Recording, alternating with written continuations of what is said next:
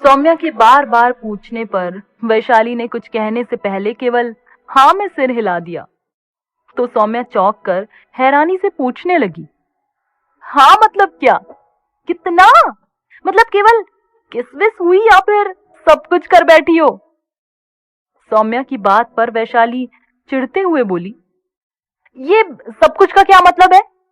प्यार प्यार होता है, और जब दिल उसे दे चुकी हूं तो फिर इस फिजिकल लव से भी क्या फर्क पड़ता है अब? मेरा तो पूरा ही समर्पण विनय के लिए है। वैशाली के इस जवाब पर सौम्या हैरान थी।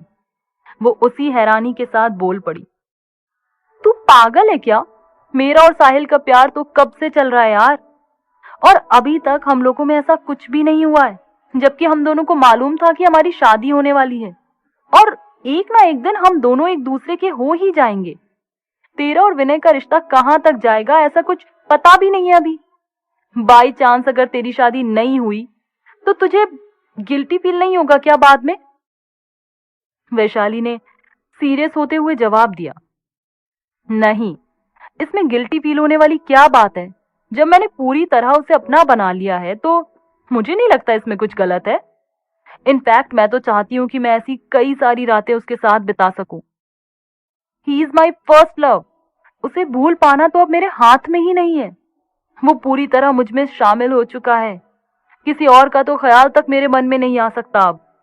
और ऐसा नहीं है कि ये सब केवल मेरे मन में ही है। मुझे विनय की आंखों में, उसकी बातों में, उसके स्पर्श में यही चीज महसूस होती है। वो सिर्फ और सिर्फ मेरे बारे में ही सोचता है। मैं तो ये इमेजिन करके भी डर जाती हूँ कि उसकी शादी किसी और से हो जाएगी या फिर मेरी शादी किसी और से। वैसे भी हम दोनों ही इतनी जल्दी हिम्मत हारने वाले नहीं हैं। भले ही मेरे घर वालों ने अभी मना कर दिया हो, पर मेरी ग्रेजुएशन कंप्लीट होते होते विनय बहुत अच्छी जॉब में होगा और उसकी सैलरी भी बहुत होगी। तब शायद मेरे पापा भी हाँ कर दे। वैसे भी उम्मीद नहीं छोड़नी चाहिए। और देख, प्यार करते समय ये सब थोड़ी ना सोचा था। अब जब प्यार कर ही लिया है तो फिर किस चीज की लिमिटेशन? या तो प्यार होता है या नहीं होता है। उसमें कम ज्यादा नहीं सोचा जाता, और ना ही इतना सोचा जाता है कि मुझे ये सब करना चाहिए या नहीं करना चाहिए। मेरे ख्याल में तो ये एक जरिया है अपना डेडिकेशन दिखाने का। हाँ, मैं सिर्फ और सिर्फ तुम्हारी ही हूं और तुम्हारी ही रहना चाहती हूं। वैशाली की इस तरह की बातें सुनकर सौम्या को अपने मन में ये लग रहा था कि या तो वो गलत है या वैशाली गलत है, क्योंकि सौम्या बिल्कुल इस फेवर में नहीं थी।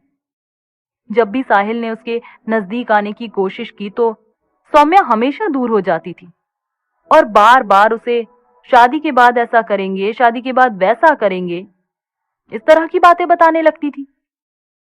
हालांकि साहिल ने भी कभी ऐसी कोई इच्छा जाहिर नहीं की थी कि उसे हर हाल में सौम्या की नजदीकियां चाहिए ही चाहिए।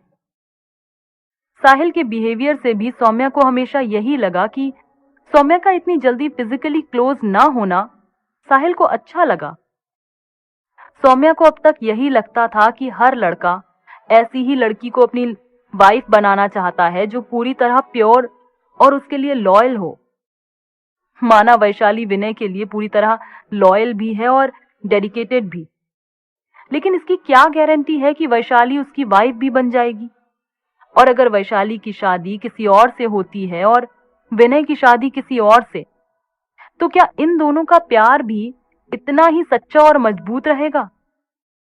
फिर क्या अपने होने वाले जीवन साथियों के लिए इनके मन में प्यार आ पाएगा? जो नजदीकियां आज इन दोनों के जीवन में हैं, वो तो सही नहीं।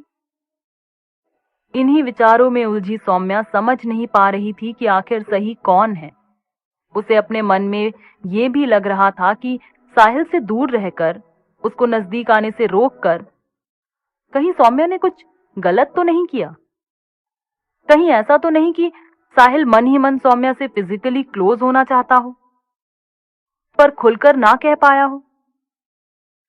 सौम्या के मन में ऐसी ही जाने कितनी बातें चलने लगी थी, पर वो कहती किससे? वैशाली को तो अब वह गलत ही लगती और साहिल से वह इतनी बात ही नहीं कर पाती थी अब। इन्हीं सब बातों को सोचते सोचते और एक दूसरे से अपनी अपनी बातें शेयर करती वैशाली और सौम्या कॉलेज पहुंच गई और फिर अपनी अपनी पढ़ाई में बिजी हो गई। शाम को वापस घर आकर जहां वैशाली अपने मन में बिना खुद को गिल्टी फील किए ये सोच रही थी कि जो उसने किया वो सही किया, वहीं सौम्या अब तक ये तय नहीं कर पाई थी कि प्यार में क्या सही होता है, क्या गलत, कितनी मर्यादा होनी चाहिए और कितना इंतजार करना चाहिए। इतनी सारी बातों को सोच सोच कर सौम्या का दिमाग खराब हुआ जा रहा था और उसे अपने साहिल की भी याद आ रही थी। उसने साहिल को मैसेज छोड़ दिया, मिस यू टू मच यार, कितना बिजी हो गए हो, अपने बीते हुए दिन बहुत याद आते हैं, काश मैं तुमसे अभी मिल पाती। मैसेज छोड़कर अपना मोबाइल एक तरफ रखते हुए सौम्या अपनी भाभी के कमरे में चली गई। वैसे भी अब उसने जवाब का इंतजार करना छोड़ दिया था, क्योंकि उसे पता था कि जब साहिल फ्री होगा तभी वह रिप्लाई करेगा। कई बार साहिल रिप्लाई नहीं भी करता था। उसे ये उम्मीद तो बिल्कुल भी नहीं रहती थी कि वह जैसे ही मैसेज करेगी वैसे ही साहिल का रिप्लाई आ जाएगा। सौम्या अपने और साहिल के बीच आने वाली इन दूरियों को किसी भी कीमत पर कम करना चाहती थी। उसे वैशाली का आइडिया भी अच्छा लगा कि क्यों ना वह साहिल के बर्थडे पर सरप्राइज देने के लिए दिल्ली पहुंच जाए। पर उसके लिए इस तरह दिल्ली पहुंच जाना इतना आसान भी नहीं था। उसके भैया उसको अकेले जाने ही नहीं देते और साहिल का ना तो उसके पास पूरा एड्रेस था और ना ही एग्जैक्टली ये मालूम था कि वह कौन सी बैंक में जॉब करता है। सौम्या साहिल के बर्थडे के लिए कुछ अच्छा सा प्लान करना चाह रही थी, जिससे उसके मन में आने वाले उल्टे सीधे विचार भी खत्म हो जाएं और साहिल को भी ये एहसास हो पाए कि सौम्या उसे कितना याद करती है। लेकिन सौम्या को कोई ऐसा रास्ता समझ नहीं आ रहा था। सौम्या साहिल तक अपने प्यार को किस तरीके से पहुंचा पाएगी, जानने